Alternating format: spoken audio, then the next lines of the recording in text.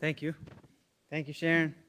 We have a very short slideshow profiling some important Tibetans who have promoted freedom of speech in Tibet, in China, and within our own exile community. And we're sort of going to go through these people. The first person that we are profiling is Weser. Most of you, I think, will have heard of Weser. She's from the generation of Tibetans born after China's invasion of Tibet and raised under Chinese rule. And she went to school, university in Chinese. So basically, she grew up writing in Chinese and speaking in Chinese more so than in Tibetan. And just this morning, I was reading an article by her saying, because Wang Lixiong is her husband, so Wang Lixiong said, people like Weser, their first language, their mother language is Chinese. So Weser is saying that she disagrees that her mother language and first language is still Tibetan, because until she was about the age of 4 or 5, all she knew was to speak Tibetan. But after that, once she started going to school, the medium of instruction, everything was in Chinese. And during that time, during the span of the Cultural Revolution, for those people growing up in Tibet and China, Chinese was the only medium of instruction in schools and universities. So she became this prolific, amazingly gifted writer writing in Chinese. And the incredible thing is, while expressing herself in Chinese, she has become sort of a hero to all the Tibetans, because she speaks what we think. She speaks our heart. And she lives in Beijing. Can I go back for a second? So she lives in Beijing in this really precarious line, walking this fine line between deciding, what she can afford to say and what she should hold back. And it's similar to a lot of Chinese writers, I think. It's kind of like playing with this system where you constantly have to update yourself and constantly have to make these judgment calls that could either have you escape by a hair's breadth or land you in jail. So she is in that state like many others. So Dolma Kyab, young Tibetan writer, he escaped to India and studied in India for a while.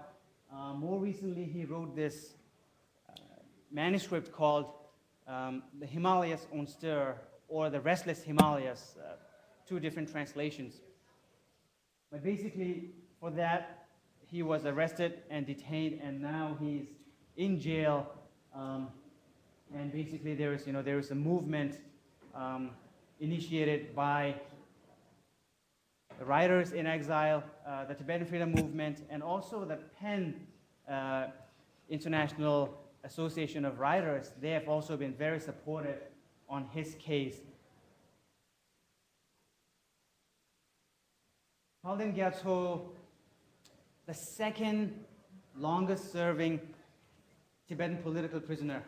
And he spent a total of 33 years as a political prisoner and eventually escaped into exile. And since then, since his escape, he's been traveling the world.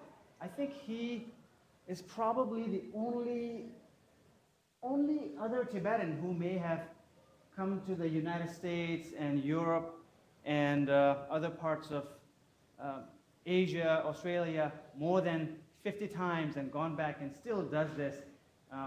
Only other Tibetan than His Holiness the Dalai Lama. And if, for those of you who have heard him speak, it's one of the most moving experiences for myself as a Tibetan growing up in exile, born and raised in India. When I hear him speak about his prison experiences, I really get this window into understanding how hundreds of thousands of Tibetans who have languished in prison in Tibet, and also how millions of Chinese prisoners who toil in these labor camps, what kind of life those people live and what kind of oppression and suffering they go under. I think his book, Fire Under the Snow, also released as the autobiography of a Tibetan monk. That book, I think, does a really good job of expressing a political prisoner, a political prisoner's view of how certain acts that seem completely innocent, completely natural for us over here, can land you in prison for 33 years. Ama Ade,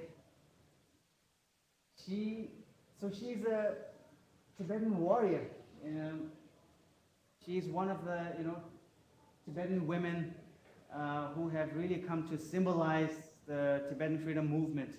And she currently lives in Dharamsala, India, and continues to give a lot of interviews, talk to anyone who wants to talk with her, basically. She lives in this tiny house in Dharamsala. And she was part of the resistance for a really long time. And she was in prison. And if you read her book, I think she talks about being in the same prison with, I forget the number now, 12,000 or more other prisoners, other inmates. And I think she was one of the only 4 members who survived that experience. Yamya Nobu. Oh, he's still 59. I thought he was 60-something. So he's a very interesting character. He was born in Tibet, but came to exile when he was really young, back in the day, during the first days of Tibetan exile experience. And he basically dropped out of high school, left high school to go join the Tibetan resistance movement in Mustang. And that was actually the base for the last bastion of Tibetan armed resistance, Mustang in Nepal, so that, that area. And when he was, I think, just around 20 years of age, he and his friend Lasan Sering, they went to Mustang to join that resistance. And he became a writer later on. And he is actually interesting in the sense that many of his views and the things that he writes, he doesn't necessarily agree with Dharamsala, with the establishment, and with His Holiness, the Dalai Lama. And for that, in the 1970s and early 80s, he actually went through a lot of controversy, and he was often attacked by many Tibetan loyalists at that time. Many Tibetans, especially among the older generation, believed that what he was doing and what he was saying, how he was criticizing the Tibetan government, and sometimes the Dalai Lama was not productive for the movement, and they kind of criticized him for some of those writings. And one of the major points of disagreements that he has had since day one was he was very die-hard advocate of Rangzen, independence for Tibet. And since the 70s and since the 80s, more officially, when the Tibetan leadership started pursuing or advocating for autonomy for Tibet, he became more and more vocally critical of the establishment. So he's kind of a dissident within a dissident movement kind of thing. So he's a dissident's dissident.